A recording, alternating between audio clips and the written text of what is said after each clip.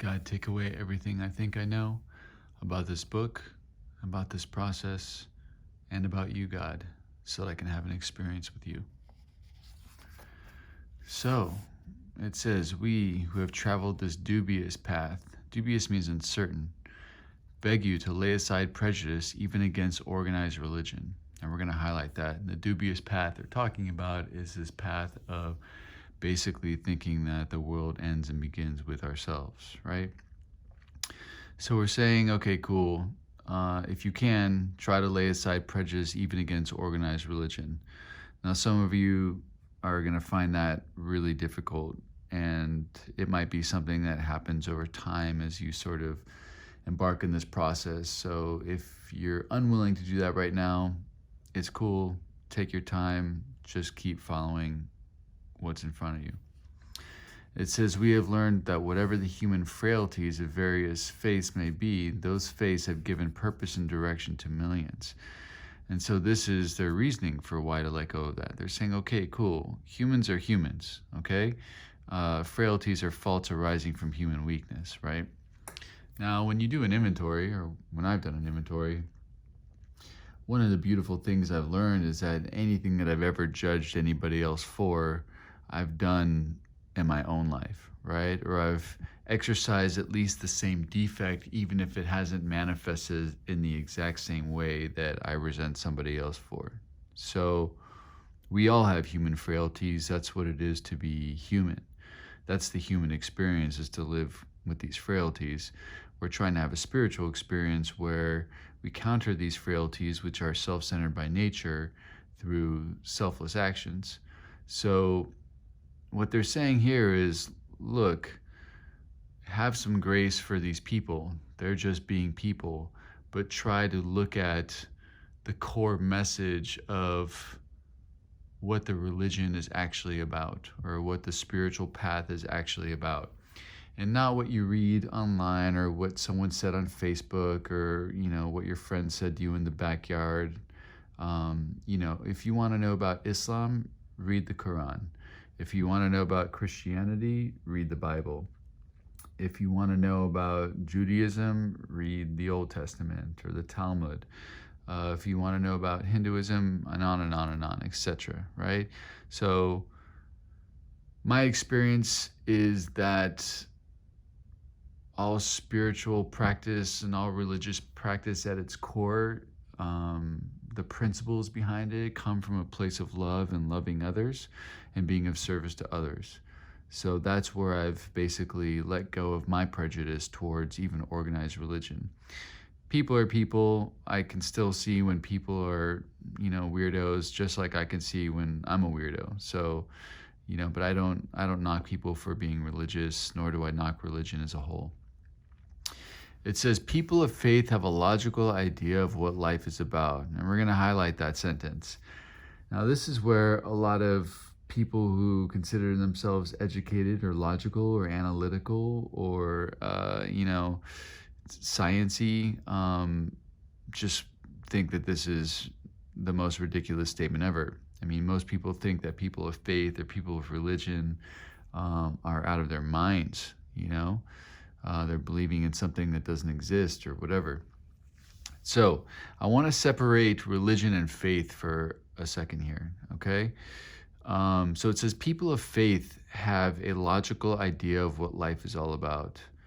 So we already kind of discussed what it would be like to not have faith, right? Then it's kind of like, what's the point of being on this earth? You might as well kill yourself. There's no purpose, and whatever purpose that you may have for your human existence, if you look at, isn't really that important and is not going to make you happy, right? And I'm talking about, the stuff of the material world. So if you don't believe that, if you haven't had to experience it, accumulate a bunch of material stuff, accumulate a bunch of money in your life, do really well in business, accumulate a lot of validation from a lot of people, and see how happy you are, and see if you're able to maintain that epic happiness if you found utopia. My experience is that that's not the case. So it says, people of faith have a logical idea of what life is all about. So how can having faith be logical, right? So I guess it depends on what you have faith in, you know? I choose to have faith in something that loves me, wants the best for me, and takes care of me no matter what. Now, the reason why that's a logical thing is that it allows me to feel comfortable in the moment.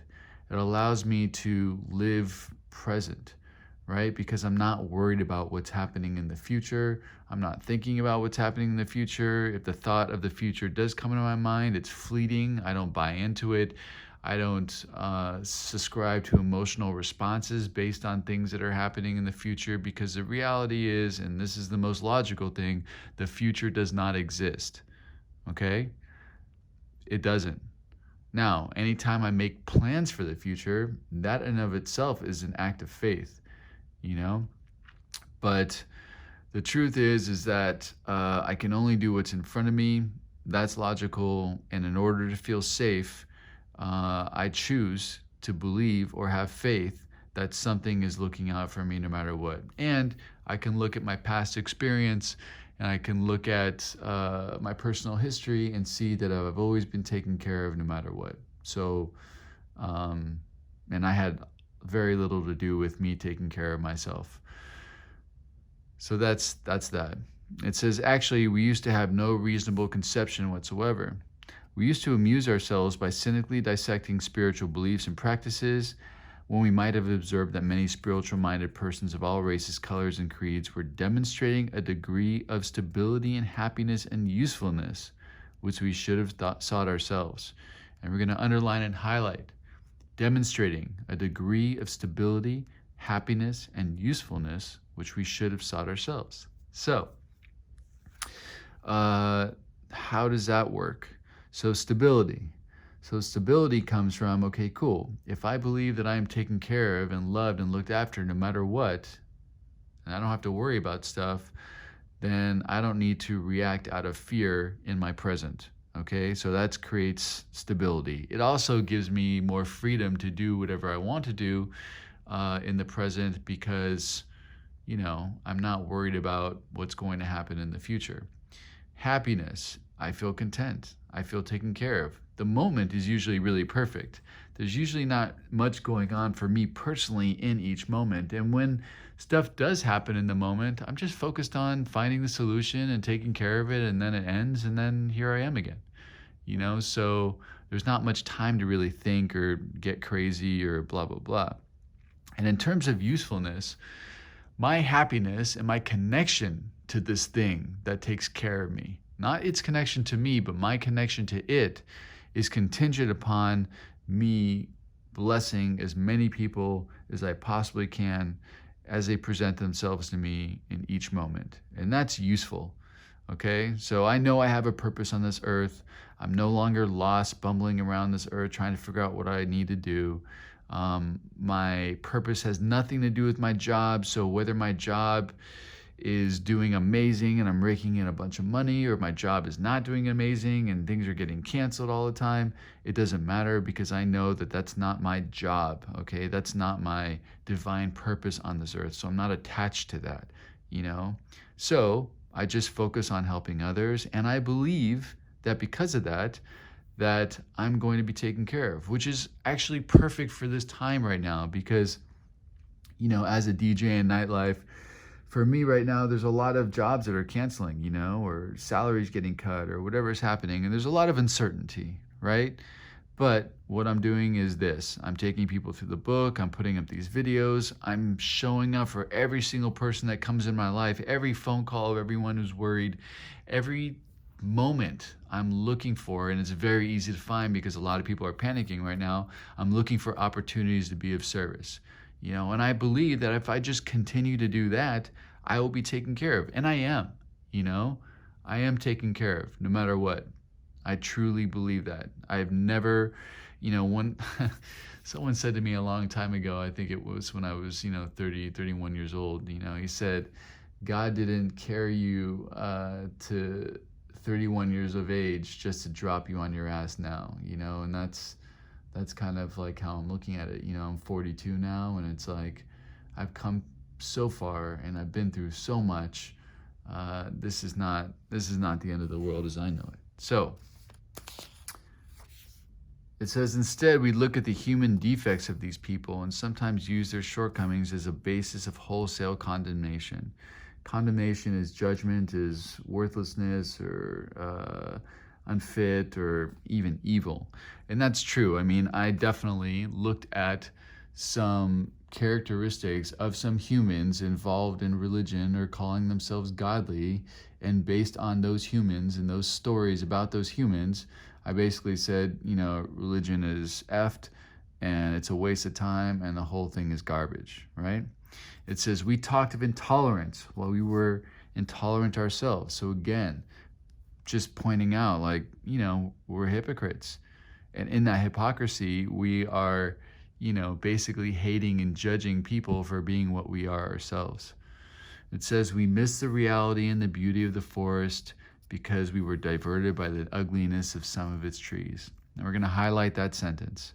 We miss the reality and the beauty of the forest because we were diverted by the ugliness of some of its trees. So, I see that a lot, and that's where that sentence, try to see the forest through the trees, comes from. And it basically means that we get caught up in the details rather than focusing on the big picture.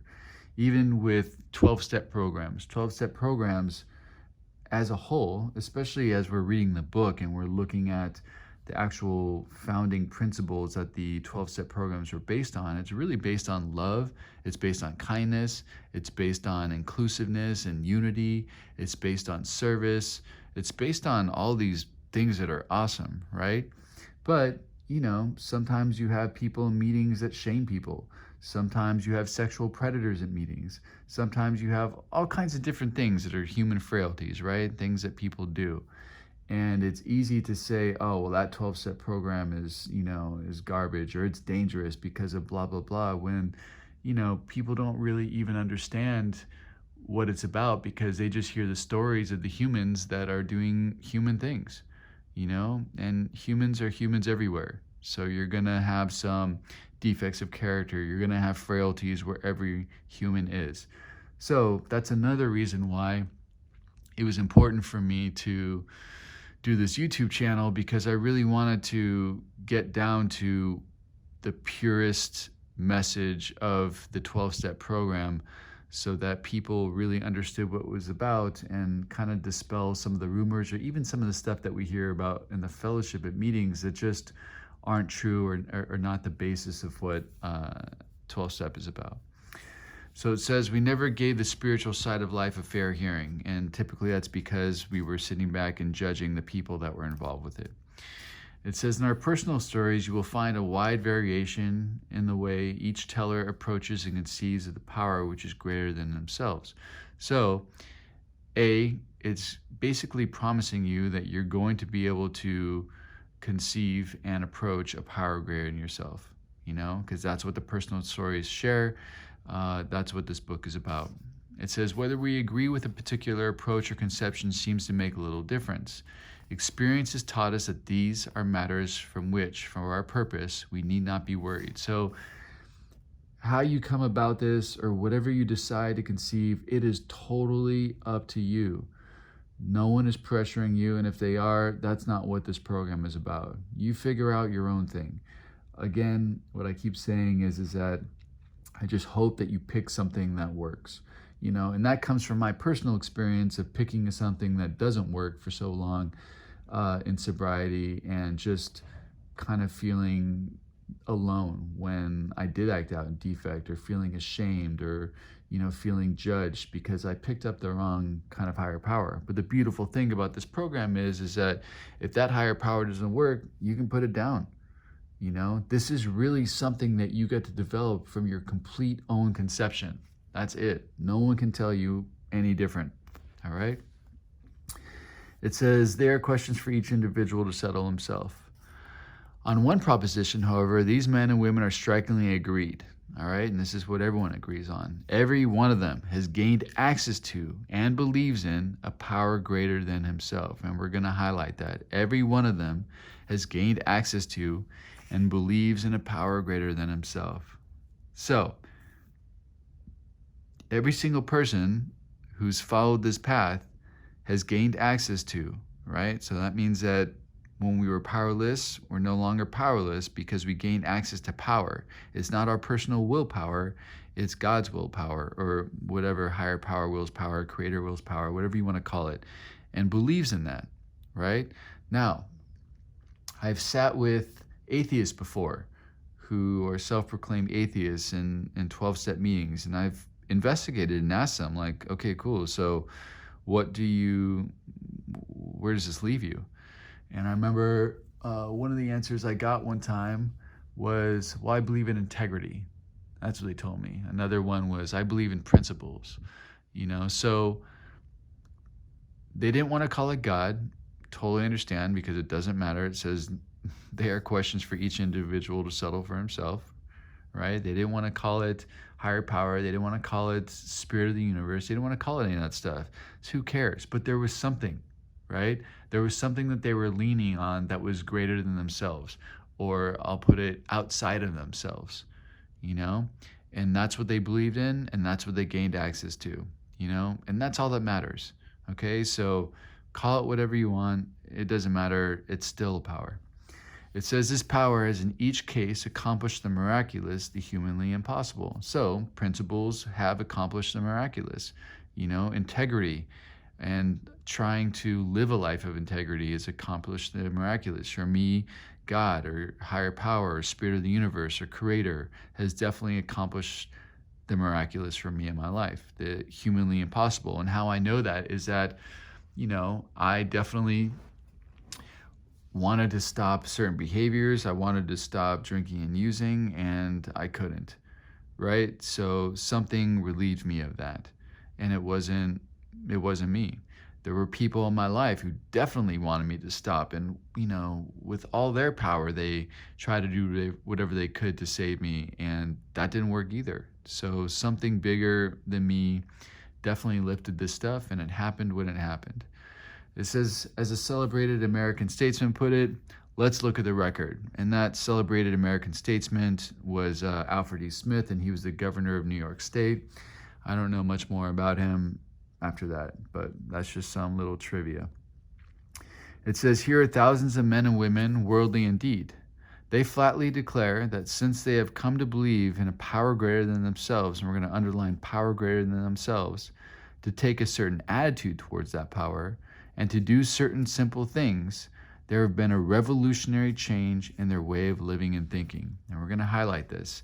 They flatly declare that since they have come to believe in a power greater than themselves, to take a certain attitude toward that power and to do certain simple things, there has been a revolutionary change in the way of living and thinking. And for me, that attitude is, okay, cool, I'm here to do your bidding, and I believe that you love me and want the best for me no matter what. That's the attitude that I have towards that power.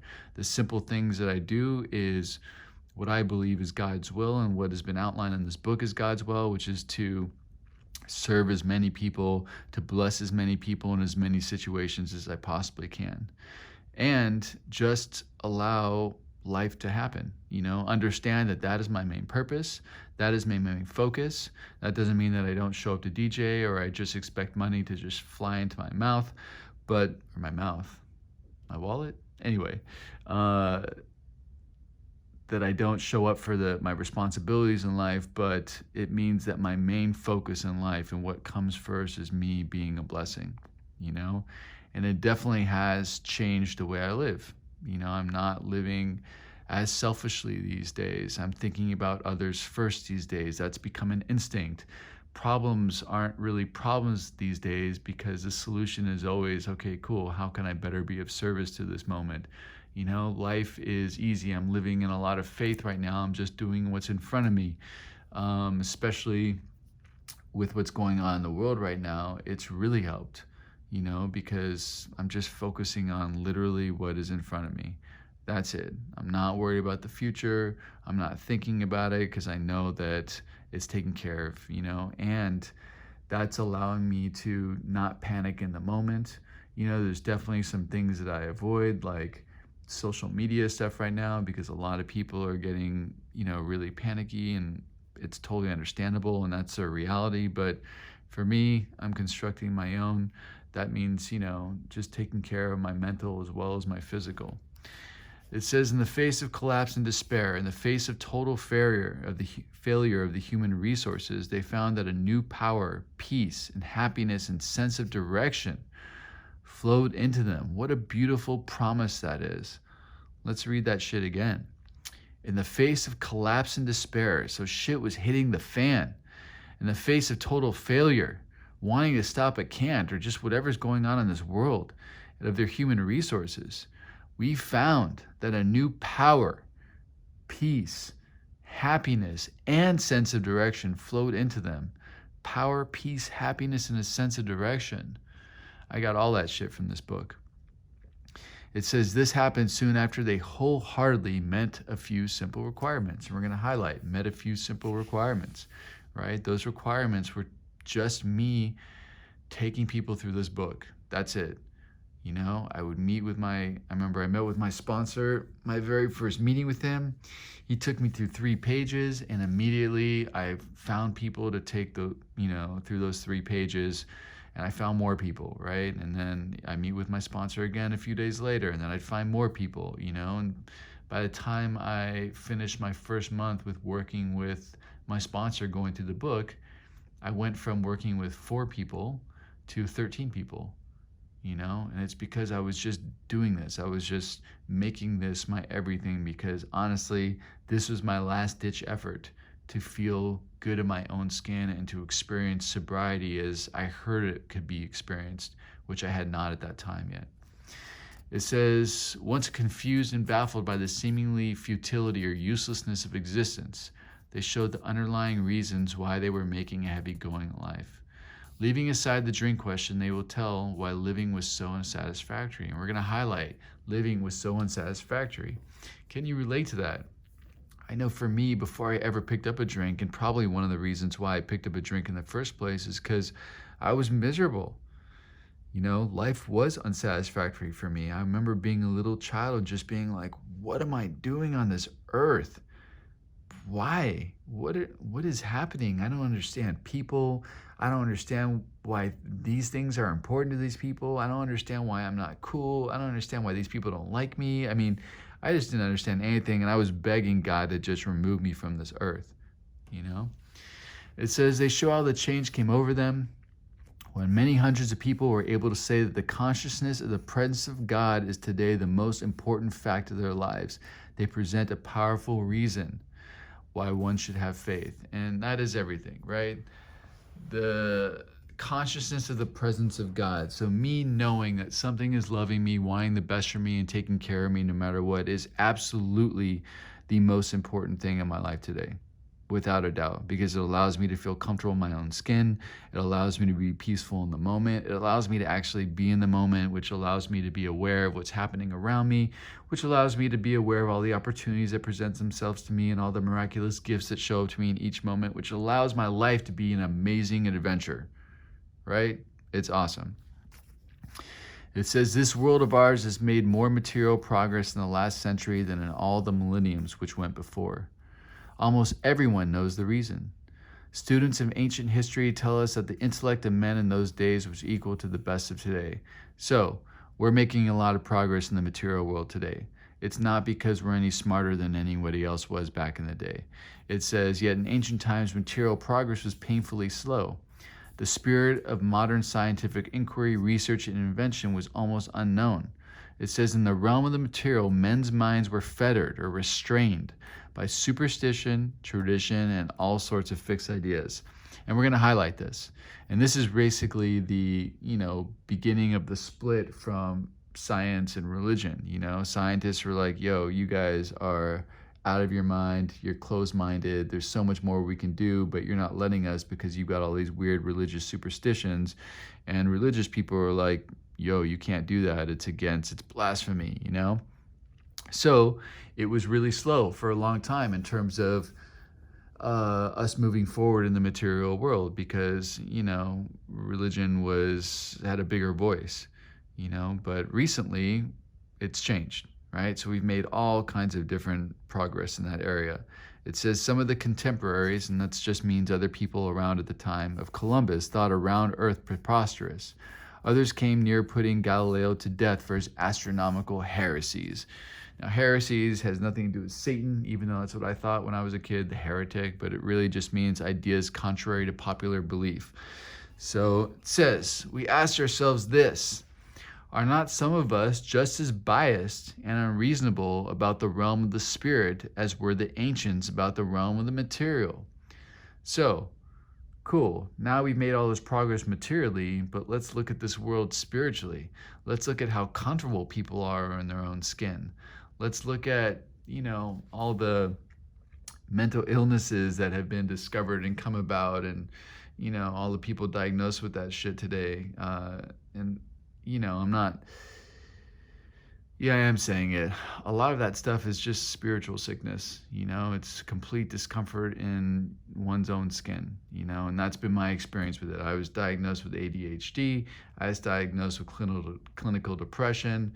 I was put on all kinds of medications when I was younger. I'm not telling you to get off your medications. That's between you and your doctor, obviously. I'm not a doctor, but my personal experience is that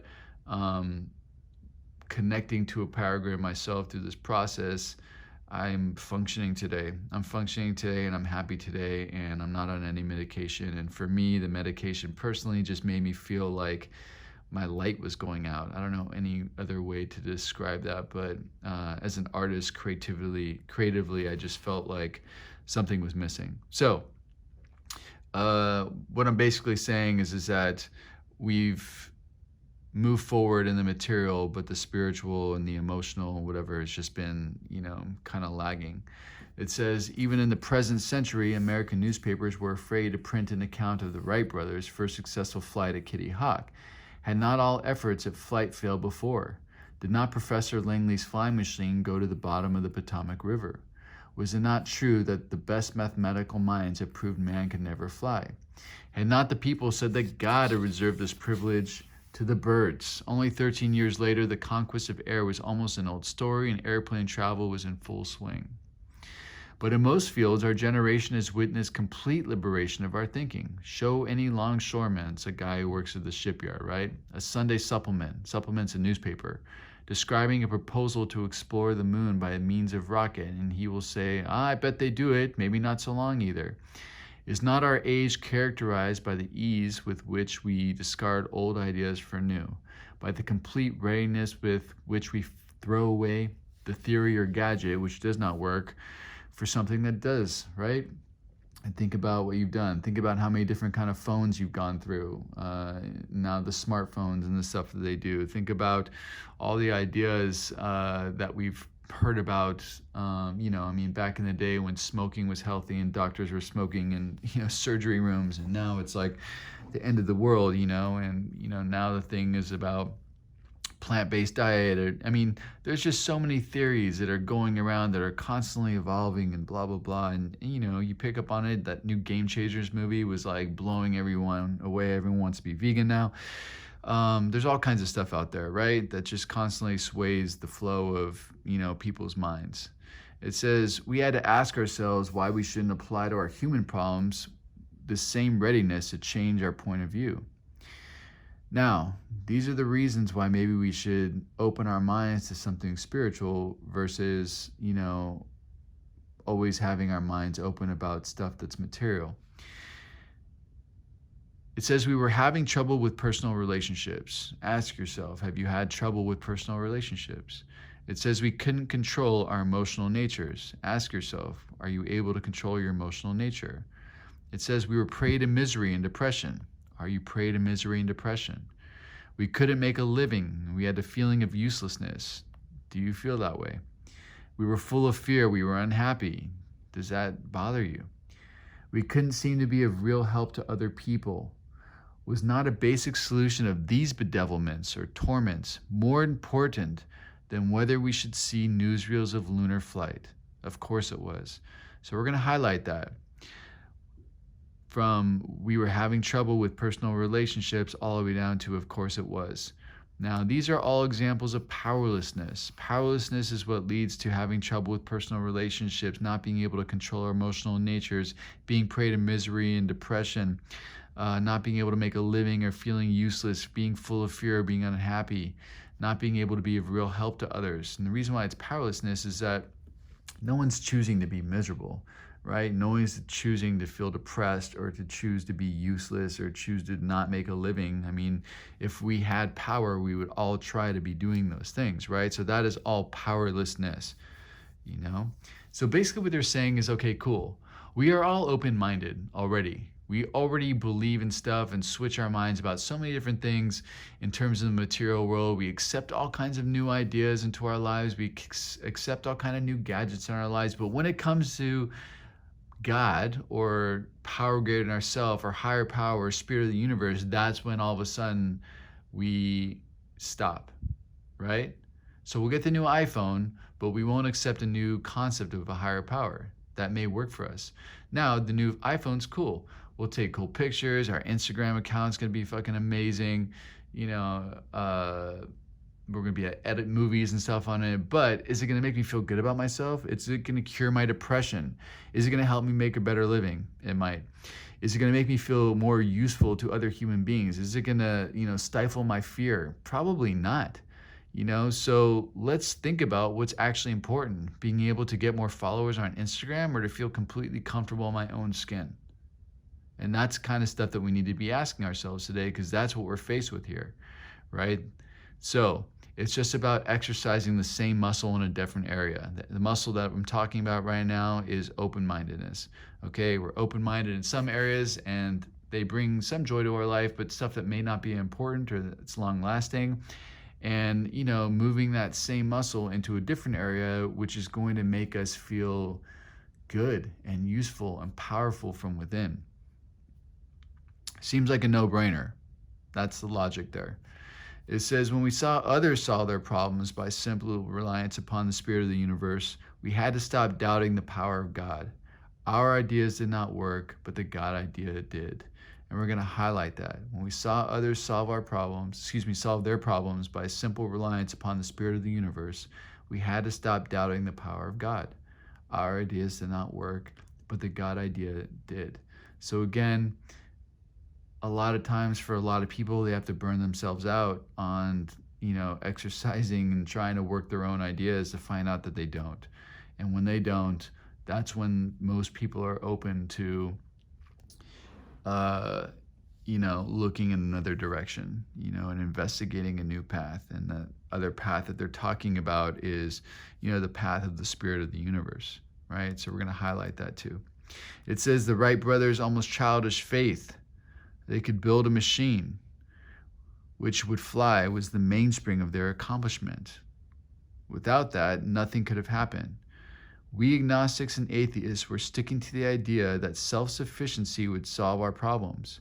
When others showed us that the God sufficiency worked with them, we began to feel like those who had insisted the Wright brothers could never fly. Okay, so the Wright brothers, they are exercising faith, okay? That's how that happened. Actually, we are all exercising faith all the time. Anytime you make a plan, you're exercising faith.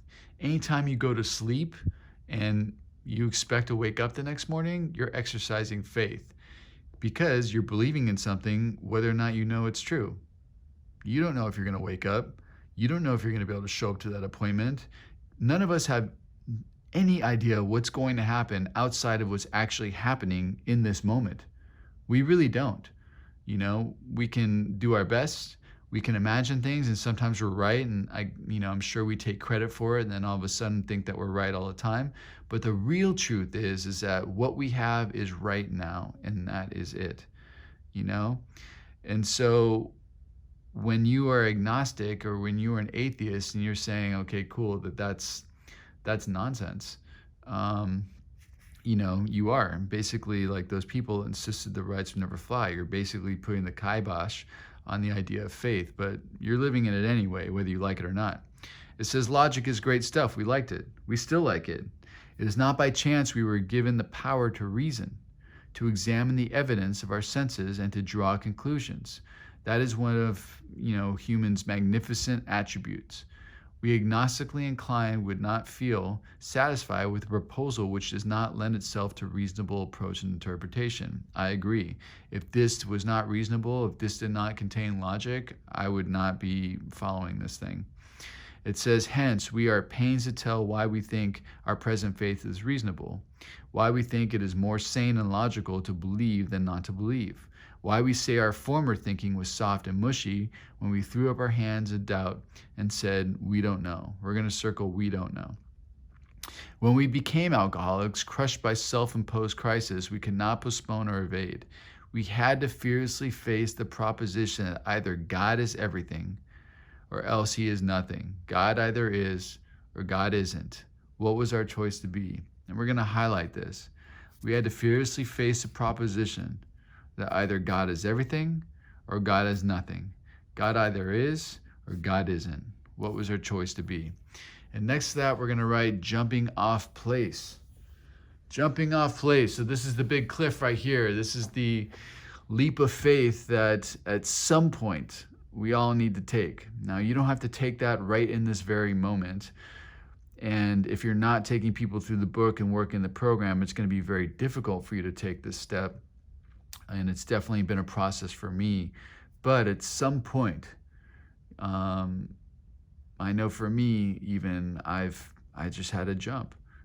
I had to make the decision, right? And it says, what is our choice to be? So I chose to believe that God is everything. Okay, you can choose that God is not everything. You can choose that God is just some things. It is your choice. And the reason why it's your choice is it goes back to, if I really understand who I am, I, the light of God, my spirit will be joyful at all times. You're going to be able to be the master of your own experience and the master of your own universe through this process, where what you think is what will be, because what you think and how you choose to perceive things is going to dictate what kind of experience and what kind of feelings you have about what's happening in your life, right? So it really is a choice. It's a logical choice to believe in something that's wanting the best for you and taking care of you no matter what, because it gives you all those benefits that I've already talked about. Now, whether or not that's the great truth, absolutely nobody knows, all right? And that's okay. I choose to believe with all my heart and with all my soul that it's the great truth. And because of that belief, and because I have physical evidence from doing this work with other people and the feelings and the power that I've gotten from doing this work, which I believe is God's work, my life is awesome today, and I'm able to walk through any different kinds of situation and feel comfortable in my own skin and even be really happy and grateful instead. It's awesome. And so again, this is a jumping off place. This is the leap of faith that everyone has to take. But as far as I can see it, I've tried it many different ways. The most logical way to live is to believe something that is loving you, wanting the best for you no matter what, and doing whatever you can to connect to that. And what this book and what every spiritual practice typically talks about is being service to other men, service to other people, service to other women, service to everything around you, right? That is the key. That is our divine purpose on this earth. That's what we're meant to do, and that's what's going to bring us the most joy and happiness. It says, arriving at this point, we were squarely confronted with the question of faith. We couldn't duck the issue. Some of us had already walked far over the bridge of reason toward the desired shore of faith. Okay, now reason is capitalized there. Why is it capitalized? Reason is capitalized because typically in books like, the Bible, and even in this book or any sort of literature, the word God is capitalized, right? So we have faith in God. They're saying that reason is our God. We bow down to our own reasoning. We bow down to our own thought process.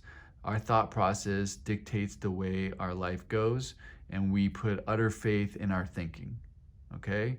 Now, have you done that? Have you run your life based on your thoughts, based on your decisions, based on your plans? And then ask yourself, where has that gotten you? Has it consistently worked for you? Now, my thinking has done great things for me, but my thinking has also done terrible things for me, you know? And the truth is because I'm an alcoholic, because I'm an addict, um, I was not able to trust my thinking at a point because, you know, at some point I got to a place where I could not see the false from the true. That did happen for me, you know, and it was a gradual thing and a gradual process. And it's to the point where I didn't even notice it happening, you know? So, buying into my own personal reason did not work for a long time. Today, it's very simple. My reasoning is basically just like I keep telling you guys, how can I be a blessing to the situation, which is the kind of reasoning that I can believe in. It says, the outlines and the promise of the new land had brought luster to tired eyes and fresh courage to flagging spirits. Luster means a glow of light from within, which again reiterates this idea: if I really understand who I am, I, the light of God, my spirit will be joyful at all times. We are God. You are God. Everything is God. So, you know, if you believe that God is everything, God is nothing, then that means that, okay, cool, God is literally everything around you. So when you're saying later on in the book, how can I best serve thee, thee being capitalized, meaning God, what you're saying is, how can I serve myself and how can I serve everyone and everything around me? That's what they're talking about, right? So it's talking about this glow of light from within, you know? To tired eyes and fresh courage to flagging spirits. Flagging spirits are like weakening spirits, you know? Friendly hands had stretched out and welcome. We were grateful that reason brought us so far, but somehow we couldn't quite step ashore. Perhaps we had been leaning too heavily on reason that last mile, and we did not like to lose our support. And I love to picture this, you know, we're in the ocean, we're on this like rinky-dinky rowboat, but it's reason, and our reason rowboat is like, you know, going through all these different storms. We're having all these crazy experiences, and like, you know, big plankton covered whales are jumping over us, and it's amazing. And you know, it's this crazy adventure, and we're like on our last breath. We're running out of, you know, food, water's scarce. We're, you know, all sunburnt and a mess. And we finally see this island, and people are there and they're waiting for us, and they've got their arms outstretched, you know, but there's no guarantee. We're looking at them, we're wondering if they want to eat us, we're wondering if they want to kill us, they're wondering if we, you know, want to whatever, like harm us in some way, you know. We know that this boat is safe because it's carried us through so much stuff, and so it's really hard to let go. It's really hard to get out of this boat and step onto this island and just believe that it's going to be okay, you know. And that's really kind of the metaphor for what they're talking about here. It's like, okay, our thinking has brought us a long way, you know. Us being able to run a hustle on the street is what made us survive, you know. All the different plans they came up with to do things differently, to try to stay out of trouble, and all the lies that we came up to try to keep people off our backs or whatever. I mean, our thinking was our survival tool. And now you've got some people coming in your life and they're saying, throw all that away, let it go. And our thinking, well, how are we going to survive? Who's going to take care of me if I don't take care of me? You know? And this is really the leap of faith that we're talking about. It's like, okay, cool. We need to let go of that. And it says that was natural. It says, but let us think a little more closely. Without knowing it, had we not been brought to where we stood by a certain kind of faith? For do we not believe in our own reasoning? And we're going to highlight, obviously, this whole paragraph all the way to the next side. Did we not have confidence in our ability to think? What was that but a sort of faith? Yes, we've been faithful, abjectly faithful to the God of reason.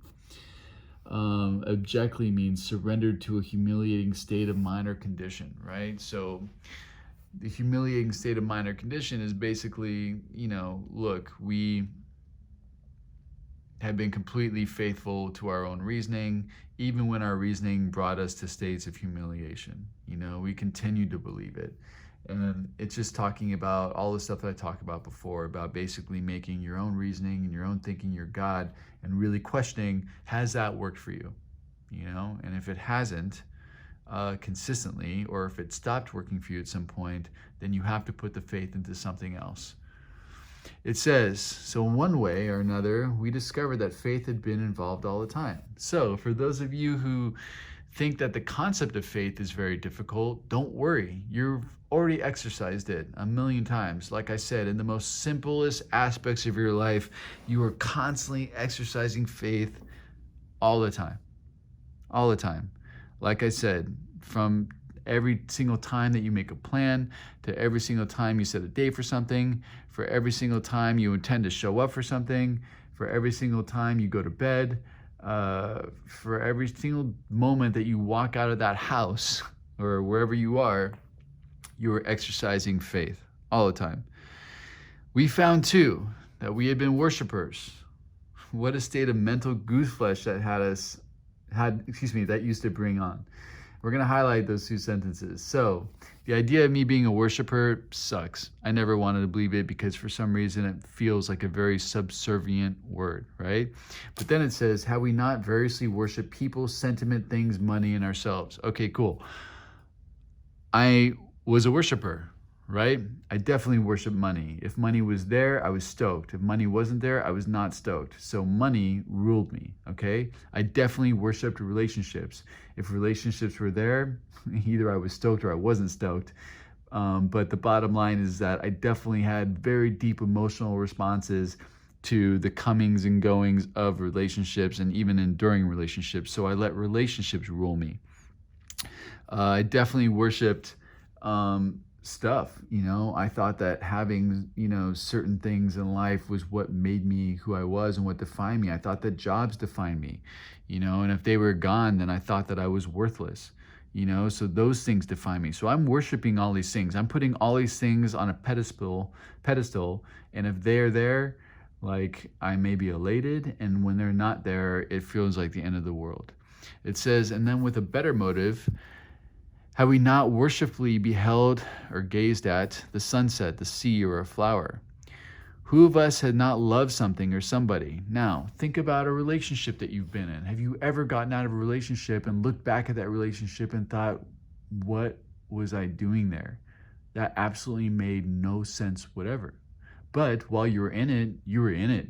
You fucking altered the course of your life for that relationship. You might have moved. You might have let go of friends that you had to be in this relationship. You might have changed jobs to be in this relationship. You might have done all kinds of things, or maybe you sold out your integrity or sold out some of your beliefs to be in this relationship, right? Which makes no sense whatsoever.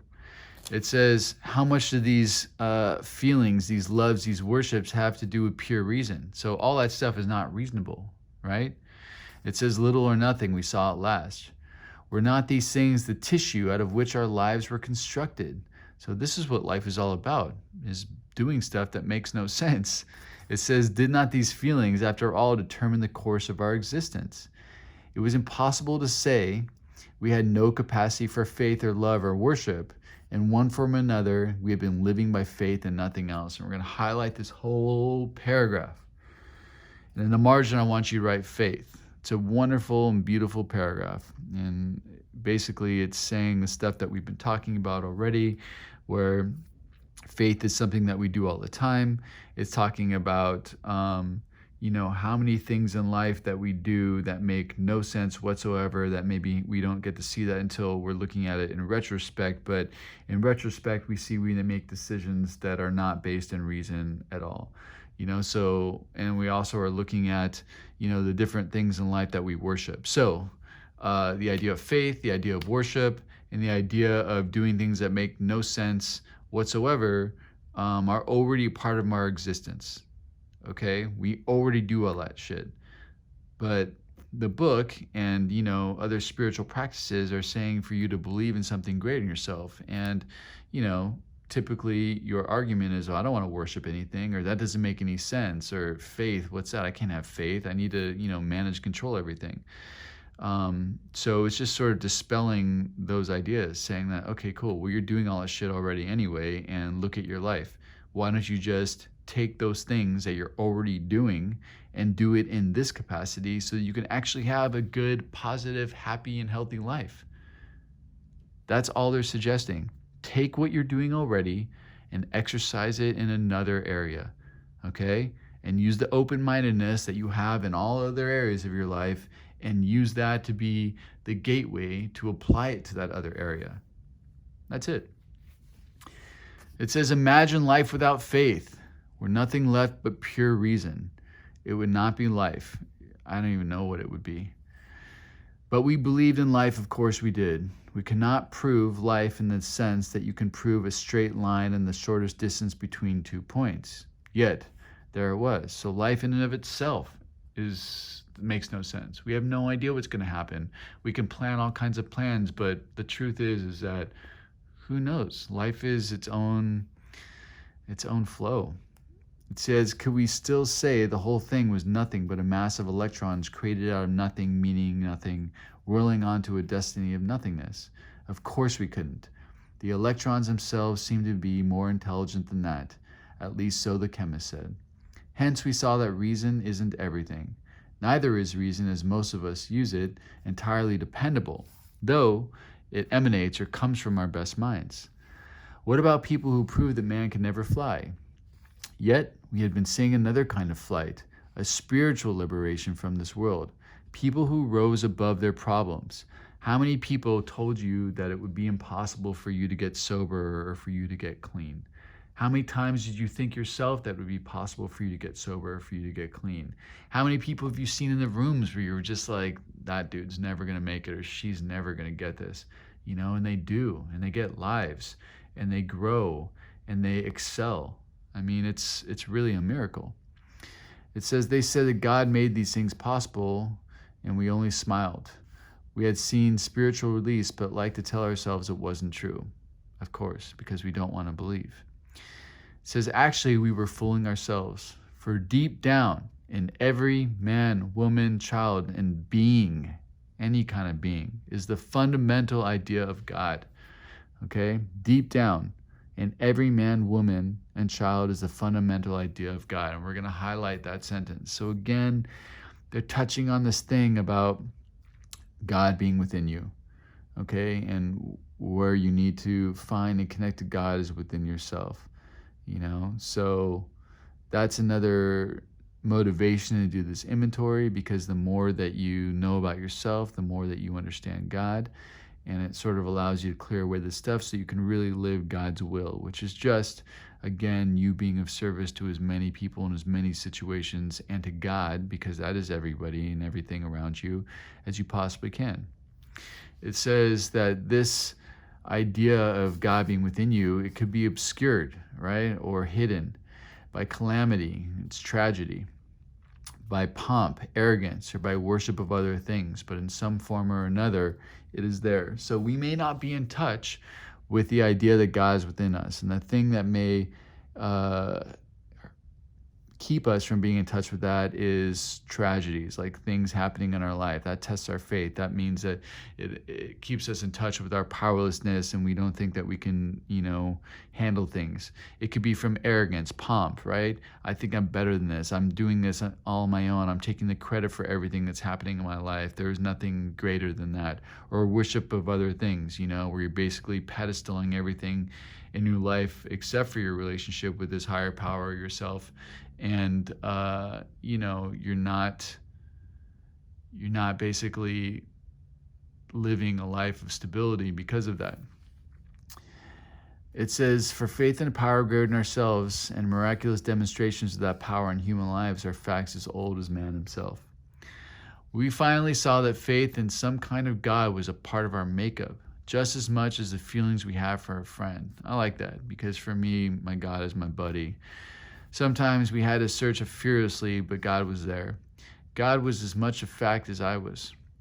We found that great reality deep down within us. In the last analysis, it is only there that God may be found. It was so with us. And we're going to highlight this whole paragraph. It's awesome. We finally saw that faith in some kind of God was a part of our makeup, just as much as the feeling we have for a friend. But you got to try this work to feel this feeling, okay? Sometimes we had to search fearlessly, but God was there. God is always there. God was as much a fact as we were. We found the great reality being capitalized. We found God deep down within us. In the last analysis, It is only there that God may be found. It was so with us. So you will find God within. That is where you will find God. That's where this book says that you're going to do it. We can only clear the ground a bit. If our testimony helps sweep away prejudice, enables you to think honestly, encourages you to search diligently, carefully, and thoroughly within yourself, then if you wish, you can join us on the broad highway. We're going to highlight all that. We're going to underline encourages you to search diligently within yourself. If you wish, you can join us on the broad highway. And it says, with this attitude, you cannot fail. We're going to highlight that too. So again, this book keeps talking about finding God within, finding God within, finding God within. God is within you. God is with me. It's everything. It's everywhere, right? And it's talking about the broad highway.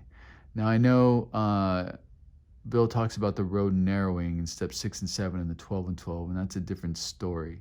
So the broad highway they're speaking here is that when you have a relationship with God, anything is possible, and you believe anything is possible because you have faith that you are being taken care of no matter what, and the world is at your feet because of that, right? Now, in terms of step 6 and the road narrowing, that's just talking about behaviors. Like, so stuff that I could do and rationalize when I was newly sober is not stuff that I can necessarily do and rationalize working this program the way that I am today. You know, it just doesn't jive with my life, you know, and how I want to live it, because I know that living a life where I'm blessing people is what feels good, and when I'm hurting people, it doesn't feel good, you know. And when I was newly sober, and even in the years of my sobriety, I was hurting people, you know. So my road is narrowed in that way, but the broad highway is really the highway of like any dream that I've ever dreamed, that I've ever wanted to do, I'm accomplishing it or have accomplished it, you know. It says, with this attitude, you cannot fail. It says the consciousness of your belief is sure to come to you. That's that manifest destiny stuff. Love it. It says, in this book, you will read the experience of a man who thought he was an atheist. His story is so interesting that some of it should be told now. His change of heart was dramatic, convincing, and moving. Our friend was a minister's son. He attended church school where he'd become rebellious at what he thought an overdose of religious education. For years thereafter, he was dogged by trouble and frustration. Dogged means held down.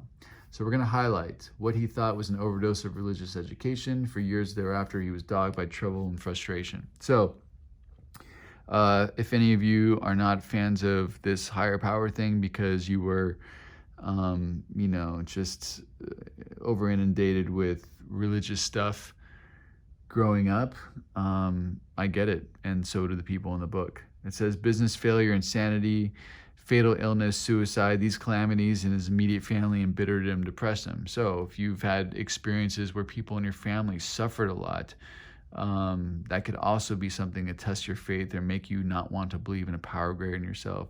Post-war disillusionments like disappointment, ever more serious alcoholism, pending mental illness, and physical collapse brought him to the point of self-destruction. So all these things are things that test our faith, right? All these things are things that make us not want to believe, or definitely make us feel like we don't or are not taken care of. It says, one night when confined in a hospital, he was approached by an alcoholic who had known a spiritual experience. Our friend's gorge or feelings of anger rose as he bitterly cried out, if there is a God, he certainly hasn't done shit for me, right? But later, alone in his room, he asked himself this question: is it possible that all the religious people I've known are wrong? While pondering the answer, he felt as though he lived in hell. Then, like a thunderbolt, a great thought came. It crowded out all else. Who are you to say there is no God? This man recounts that he tumbled out of his bed to his knees. In a few seconds, he was overwhelmed by a conviction of the presence of God. It poured over and through him with the certainty and majesty or power of a great tide and flood. The barriers he had built through the years were swept away. He stood in the presence of infinite power and love. He had stepped from bridge to shore. For the first time, he lived in conscious companionship with his Creator. So, not all of us have these kinds of experiences. Some of us have really gradual experiences that they call from the educational variety. So, This experience that this guy is having, I've had it through the book. I've had it through the book many times over. And it, again, it took time. It happened when it happened, but it happened. Okay? It says, thus was our friend's cornerstone fixed in place. And a cornerstone in this sense is an indispensable and fundamental beginning.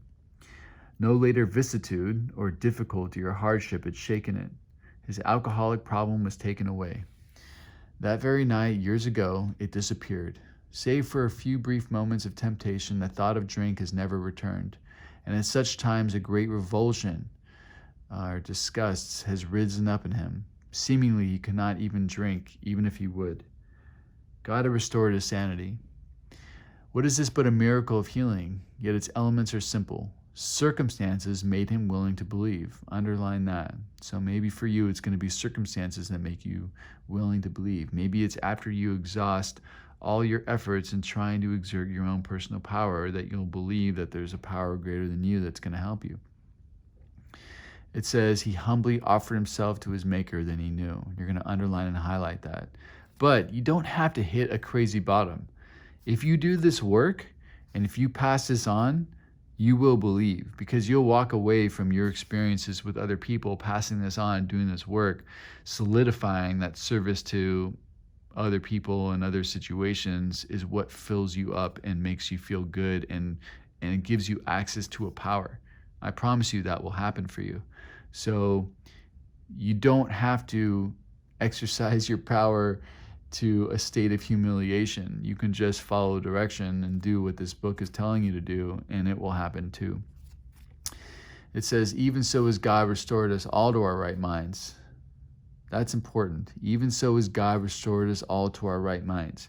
I hear a lot of people going into meetings with 20, 30, 40 years of sobriety or recovery and talking about how their thinking is still sick and they still have stinking thinking and blah, blah, blah. And that's not the message of this book. It says, even so, God has restored us all to our right minds. And the truth is that I don't think that way today. I think about how I can help people. You know what I mean? My thinking is aligned with that. I'm not still sick in that way. And I just want to let you know that the book helped with that, and it continues to help with that, contingent upon me continuing to work the book. It says, to this man, the revelation was sudden. And revelation is a dramatic disclosure of something not known or realized. Some of us grow into it more slowly, but he has come to it. But he has come to all who have honestly sought him. They're talking about God. When you draw near to God, God discloses himself to us. And we're going to highlight these two sentences. Some of us grow into it more slowly, or three sentences. But he has come to all who have honestly sought him. When we drew near to him, he disclosed himself to us. Okay. In this little area here, you're going to write, when I reveal myself to me, God will reveal itself to me. And when I begin to see that, the truth, God will direct me. When I reveal myself to me, God will reveal itself to me. And when I begin to see the truth, God will direct me. When I reveal myself to me, God will reveal itself to me. And when I begin to see the truth, God will direct me. So again, this is the motivation for the inventory. When I reveal myself to me, God will reveal itself to me. So I will know God better the more that I reveal myself to myself, because I am the light of God. And when I begin to see the truth, God will direct me. God is going to direct you to help others. That is how you're going to help yourself. So anyway, I hope you enjoyed the session. We're finished with We Agnostics, and we're going to be moving on with step 3 soon. All right, see you.